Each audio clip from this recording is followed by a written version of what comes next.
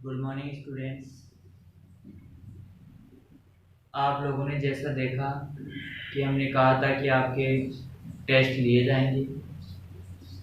कुछ बच्चे बार बार बोल रहे हैं कि सर नोट्स नोट्स नोट्स।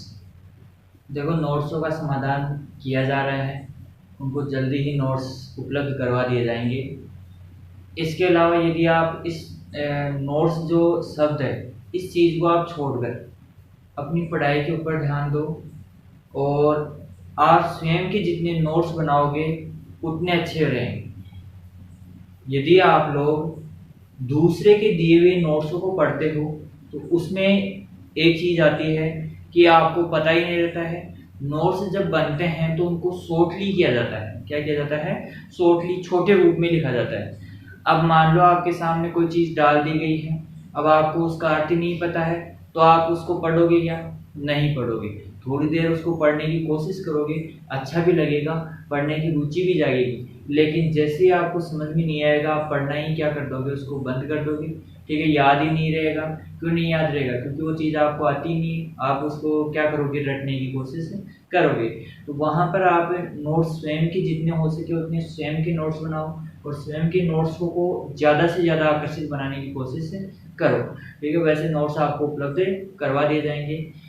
प्रक्रिया अभी चल रही है नोट्स बनाने की, तो ये प्रक्रिया जैसे समाप्त होती है तो आपको नोट्स उपलब्ध हो जाएंगे। ठीक है, और चलो, जैसा कि आप हमने टेस्ट लिया था और टेस्ट के अंदर कुछ बच्चों ने टेस्ट दिया है। वैसे मुझे नहीं लगता है कि आप लोगों में इतनी रुचि है कि आप पढ़ रहे हो, लगातार क्लास ले रहे हो। कुछ ही दो चार गिने चुने स्टूडेंट्स हैं जो क्या कर रहे हैं, लगातार क्लास लेने की कोशिश कर रहे हैं। ठीक है, और पढ़ने की रुचि है उनमें और वो लगातार क्लास भी ले रहे हैं और लगातार क्या कर रहे हैं, टेस्ट भी दे रहे हैं। ठीक है, तो अभी जो एग्रीकल्चर का टेस्ट लगा है उसमें सबसे हाईएस्ट नंबर आए हैं अनीता जाट की, जिसके 11.5 नंबर आए हैं 12 में से।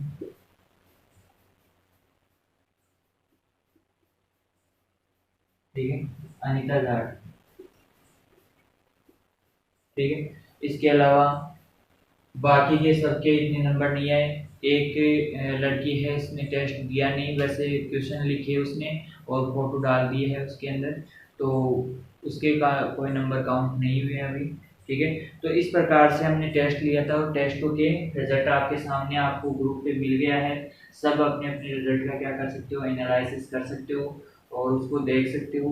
रिजल्ट देखकर आप अंदाज़ा लगा सकते हो कि हमने कितनी पढ़ाई की है और कितने हमारे नंबर आ रहे हैं। ठीक है, तो इस प्रकार से चलो आगे का जो टॉपिक है उसके ऊपर बात करते हैं। देखो, यदि आपको ज़्यादा पढ़ना है या पढ़ने में ज़्यादा रुचि है, आप सोच रहे हो कि हमारी परसेंटेज सबसे बेस्ट बने हैं, तो उसके लिए आपको क्या करना पड़ेगा, लगातार क्लास लेनी पड़ेगी और क्लास के साथ साथ आपको टेस्ट भी देने होंगे।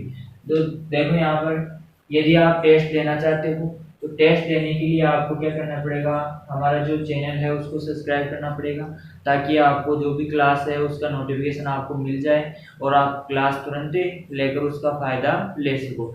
एक चीज़ और आती है स्टूडेंट के सामने कि जैसे हम क्लासें डाल रहे हैं आपके लिए लगातार, और क्लासें डालते रहे तो लगातार क्लास आ रही है हमारी, तो हमारी तरफ से तो पूरी मेहनत है, लेकिन आप लोग क्या करते हो इसके अंदर कि क्लासों को मिस कर देते हो। मिस करने का मतलब जैसे मान लो आज क्लास नहीं देखी आपने, कल फिर क्लास आ जाएगी, परसों नहीं देखी, फिर दो दो क्लासें एक्स्ट्रा हो गई।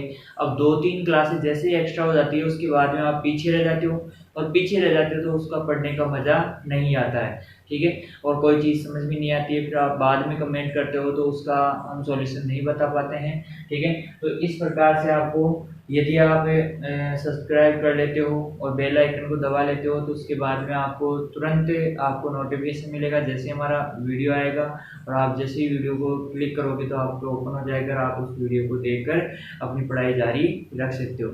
इसके अलावा यदि आप ग्रुप में जुड़ना चाहते हो तो हमारे कॉन्टैक्ट नंबर हैं,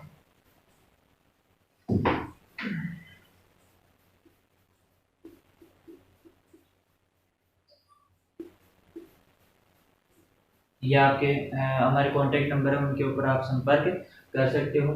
ठीक है, और हमारा जो चैनल है वो है बी पॉजिटिव क्लासेस।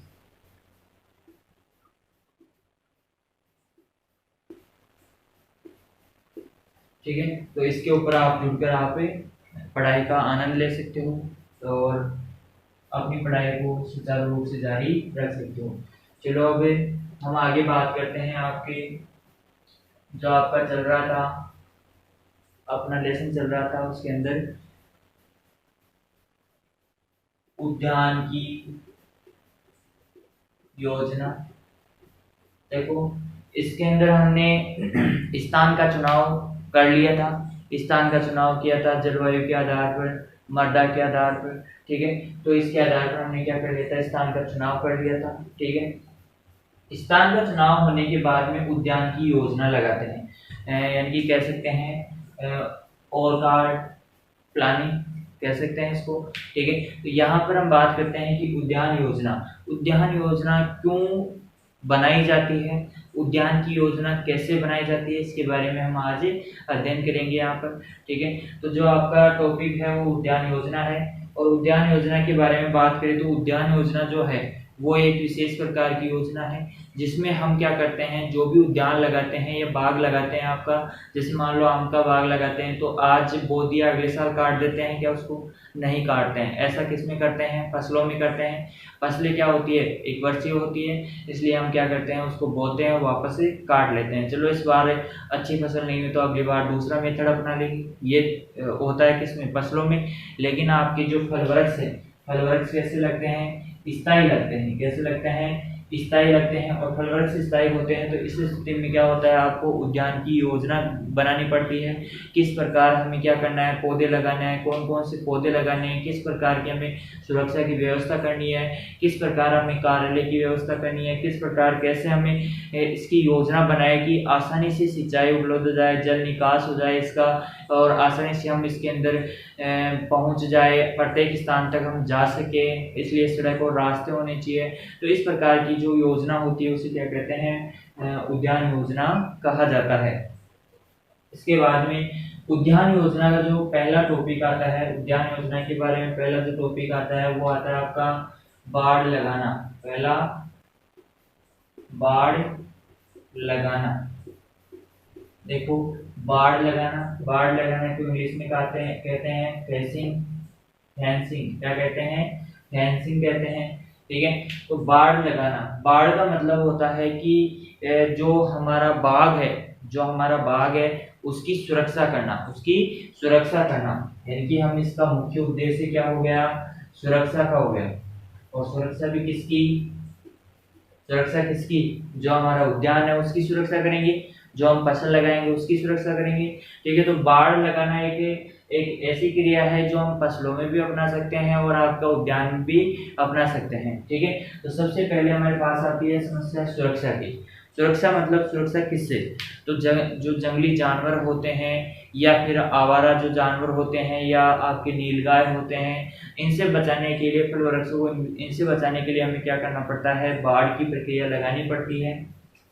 देखो, बाड़ की हम प्रक्रिया लगाते हैं तो बाड़ हम सुरक्षा के लिए लगा रहे हैं, इसलिए शुरुआती वर्षों में या फिर आर्थिक स्थिति के अनुसार, कौन सी स्थिति के अनुसार, आर्थिक किसकी स्थिति, किसान की आर्थिक स्थिति और किसान की स्थिति, किसकी स्थिति होनी चाहिए, किसान की।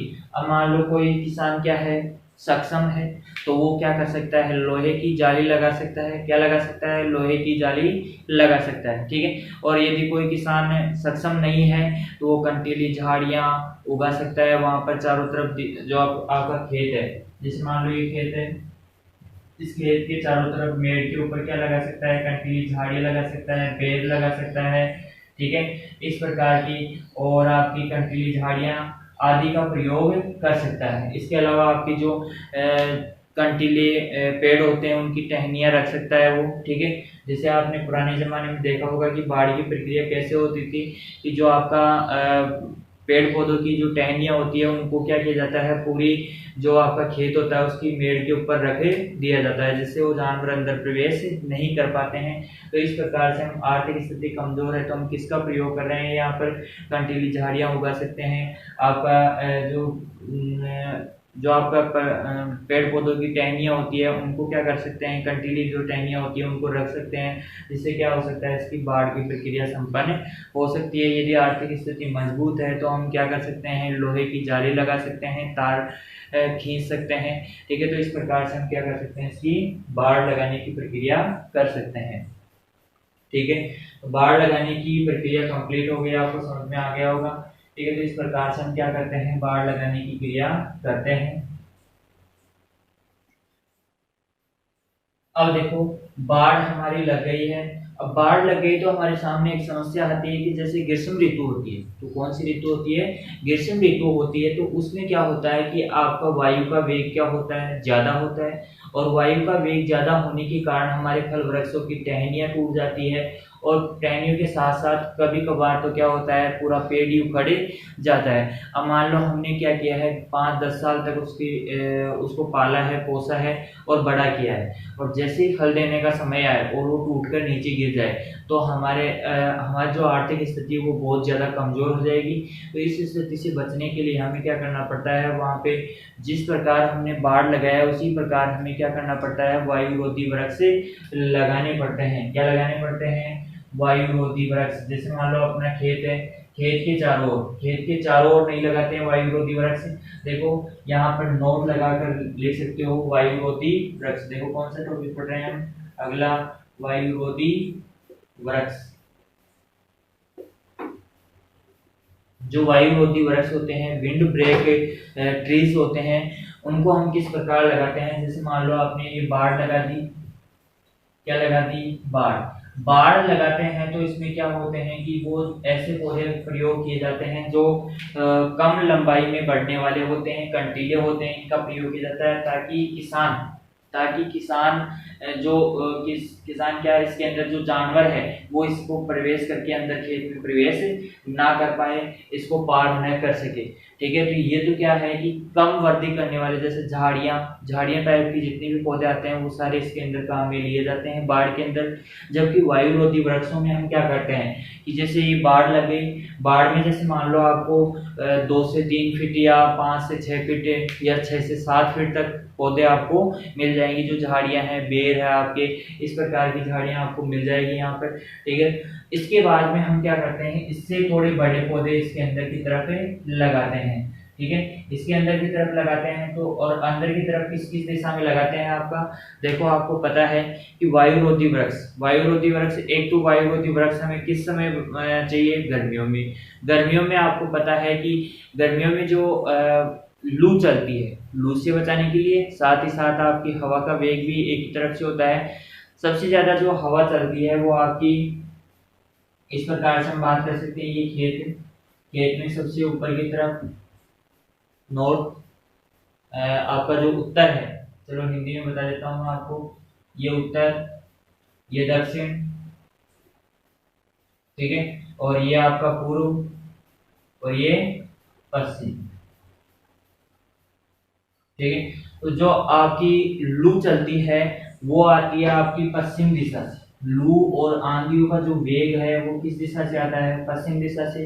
तो हमें वायुरोधी वृक्ष किस दिशा में लगाने हैं, आपके जो आपका पश्चिम दिशा है उस ओर क्या करना है, वायुरोधी वृक्ष लगाने हैं। ठीक है, इसी प्रकार शीत ऋतु में शीत लहर जो चलती है वो आपकी उत्तर दिशा से आती है।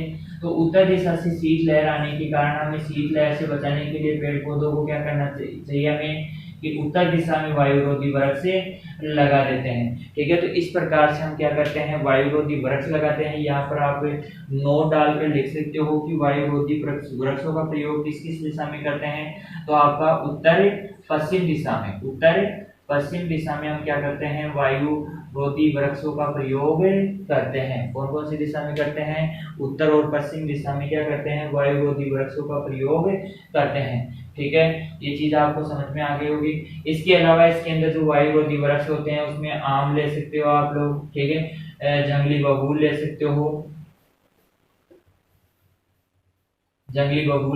हो, केयर ले सकते हो। ठीक है, तो इसी प्रकार हम जो कुछ लंबे बढ़ने वाले, जैसे नीम का पौधा होता है आपका, नीम ले सकते हो। इस प्रकार के कुछ लंबे बढ़ने वाले तथा कुछ मीडियम साइज के मध्यम बढ़ने वाले पौधों का प्रयोग करके हम क्या कर सकते हैं, वायुरोधी वृक्ष लगा सकते हैं।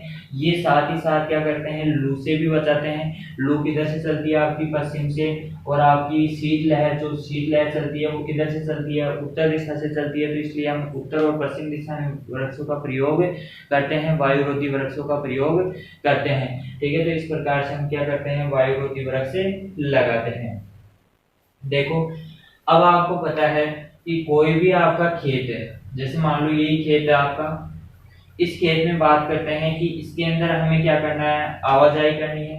हमें क्या करना है, एक जगह से दूसरी जगह, जैसे मान लो हम यहाँ पर मुख्य गेट है, यहाँ पर मुख्य गेट है, तो यहाँ से हम प्रवेश करेंगे। इसके बाद में यदि हमारे पास जो पौधे हैं वो पौधे इस प्रकार लगे हुए हैं, लेकिन आने जाने का कोई रास्ता नहीं है, तो आप किधर से जाओगे, पता है नहीं है, किधर से जाओगे। यदि ऐसे ही चले जाओगे तो इसके अंदर जो पेड़ पौधों की टहनियां उनको नुकसान होगा। इसलिए हम क्या करते हैं, सड़क व रास्ते बनाते हैं, इसके बीच में सड़क और रास्तों का निश्चित अंतराल रखा जाता है, छोड़ा जाता है, पौधों को थोड़ा सा दूर लगाया जाता है ताकि और सड़क और रास्ते बनाए जा सके। ठीक है, तो इसलिए इसके अंदर क्या किया जाता है, जो मुख्य रास्ता होता है वो मध्य से ऐसे इस प्रकार गुजरता है, और फिर इसके बाद में सहायक रास्ते छोटे रास्ते निकाले जाते हैं इसके अंदर।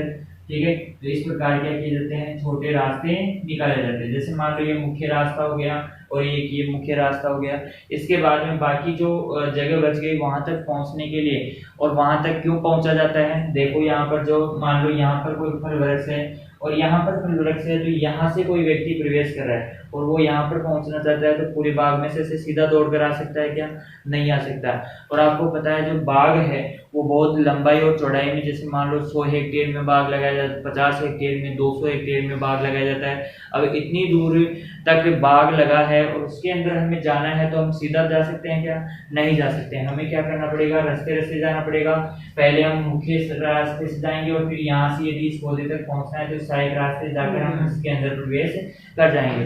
अब मान लो अब इतना बड़ा बाग है तो उसमें उत्पादन भी ज्यादा होगा, और उत्पादन ज्यादा होगा तो उस उत्पादन को हम सिर के ऊपर रखकर थोड़ी ला सकते हैं। जैसे मान लो 100 क्विंटल, 200 क्विंटल, 400 क्विंटल आम उत्पादित हुआ है, तो हम क्या कर सकते हैं, उसको सिर के ऊपर रखकर ला सकते हैं कि इतनी दूर से नहीं ला सकते। इसलिए हमें वहां पर वाहन ले जाने की व्यवस्था होनी चाहिए, वाहन वहां पर जा सके। इसके अलावा खाद, उर्वरक, आपकी दवाइयाँ ये पहुंचाने के लिए हमें किसकी रास्ते और सड़कों की जरूरत पड़ती है। तो यहाँ पर सड़कें बन गई, और सड़कें बनाकर हम क्या कर सकते हैं इसके अंदर, तो ये किसके अंदर आता है, उद्यान योजना के अंदर आता है।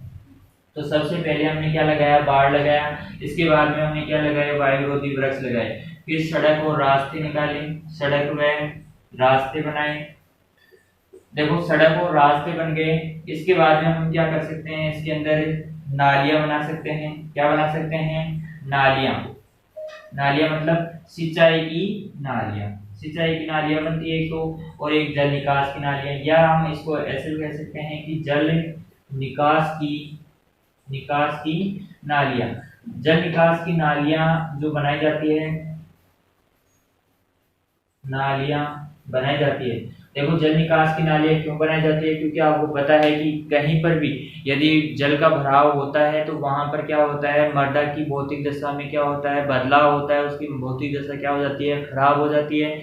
इसके अलावा इसके साथ साथ क्या होता है कि वहां पर कवक और जीवाणुओं की वृद्धि होती है, क्योंकि आपको पता है नमी जहाँ पर होती है वहां पर क्या होता है, जीवाणुओं की और कवकों की वृद्धि होती है, जिससे पौधों में क्या लगते हैं, रोग लगते हैं। तो इसलिए जल निकास की उत्तम व्यवस्था होनी चाहिए। इसी प्रकार सिंचाई की नालियां होनी चाहिए। यहाँ पर पौधों को जल देने के लिए सिंचाई एक महत्वपूर्ण कारक है। जल की उपलब्धता यदि पौधों तक बनी रहती है तो वो हमें अच्छा उत्पादन प्राप्त करवाते हैं। तो इसके साथ साथ हम क्या कर सकते हैं, इसके अंदर जल जो सिंचाई की नालियां हैं उनका प्रयोग कर सकते हैं, जिससे क्या पौधों तक आसानी से सिंचाई पहुंचाई जा सके।